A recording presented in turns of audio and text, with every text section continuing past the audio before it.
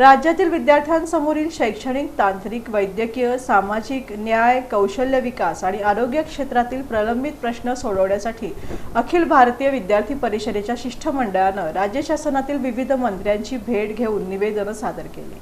राज्यातील विद्यार्थ्यांसमोरील शैक्षणिक, तांत्रिक, वैद्यकीय, सामाजिक न्याय, कौशल्य विकास आणि आरोग्य क्षेत्रातील प्रलंबित प्रश्न सोडवण्यासाठी अखिल भारतीय विद्यार्थी परिषदेच्या शिष्टमंडळानं राज्य शासनातील विविध मंत्र्यांची भेट घेऊन निवेदने सादर केली।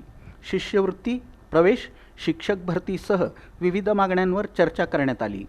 संबंधितांकडून सकारात्मक आश्वासन देण्यात आल्याची माहिती प्रदेश मंत्री अथर्व कुलकर्णी यांनी पत्रकार परिषदेत दिली। शिष्टमंडळानं उच्च व तंत्र शिक्षण मंत्री चंद्रकांत पाटील, शालेय शिक्षण मंत्री दादा भुसे, वैद्यकीय शिक्षण मंत्री हसन मुश्रीफ, सार्वजनिक आरोग्य मंत्री प्रकाश आबिटकर, सामाजिक न्याय मंत्री संजय शिरसाट, इतर मागास बहुजन कल्याण मंत्री अतुल सावे, कौशल्य विकास मंत्री मंगल प्रभात लोढा यांच्यासह संबंधित राज्यमंत्र्यांची भेट घेतली।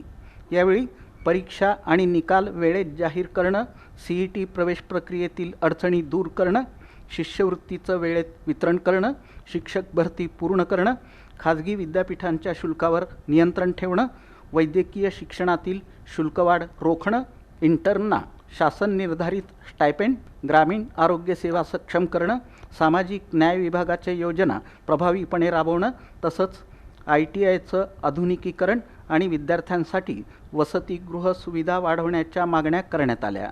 सर्व मंत्र्यांनी संबंधित विभागांच्या वरिष्ठ अधिकाऱ्यांसोबत स्वतंत्र बैठक घेऊन टप्प्याटप्प्यानं कार्यवाही करण्याचं आश्वासन दिलं।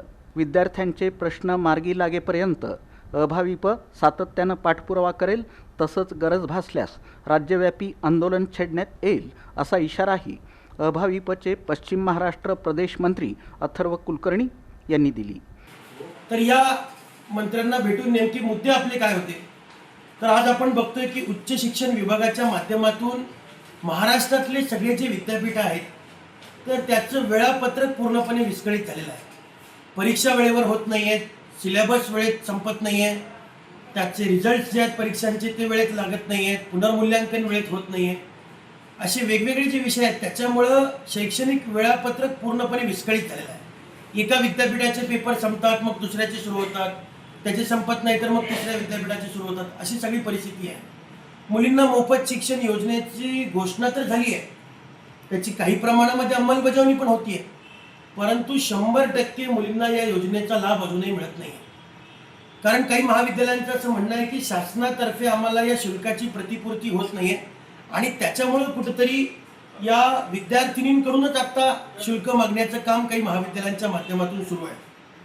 एक जर आपण बघितलं तर प्रायव्हेट युनिव्हर्सिटीज म्हणजे खाजगी विद्यापीठांचं वाढतं प्रमाण महाराष्ट्रामध्ये आज आपण बघतोय।